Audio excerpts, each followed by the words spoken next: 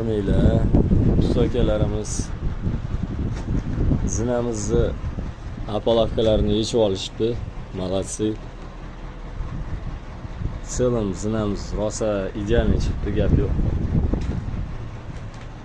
Железный betonni konkretно qotgan endi deyishadi. Endi ustida yursanglar, apolavkasiz ham yursanglar bemalol bo'ladi deyishadi. Zo'r chiqibdi zinamiz. В целом apolavkalari. Assalomu alaykum, hormaylar.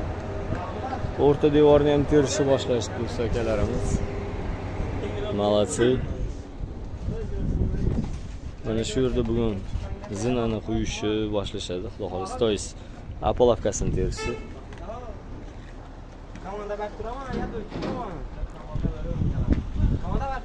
Mana bu rigel kolonnalarni уже qo'yib olishdi-da.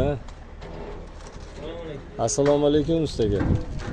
Eshikni tepasini уже qo'yib, даже g'ishtirib deng. Bismillah.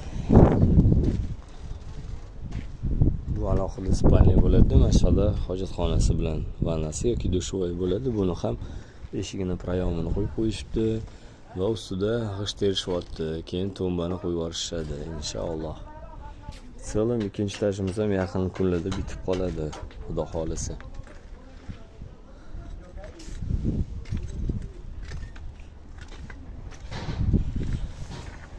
Ya bismillah. Usta akamiz ikkinchi etajda chegara devorini bittasini terib qo'yibdilar, молодцы. Yo'q, hali terilmabdi, endi teriladi demak. So'lim ishlariga gap yo'q. Bular biroz zagotovka qilib ishlar ekanda, demak.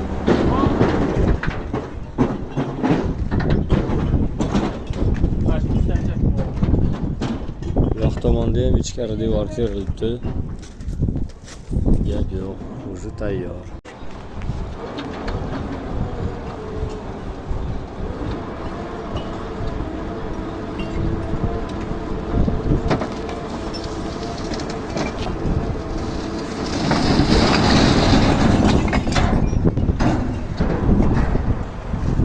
Usta akalarimizni zagotovka qilishayotganda qanday tez zagotovka qilishadi? Subhanalloh deysiz.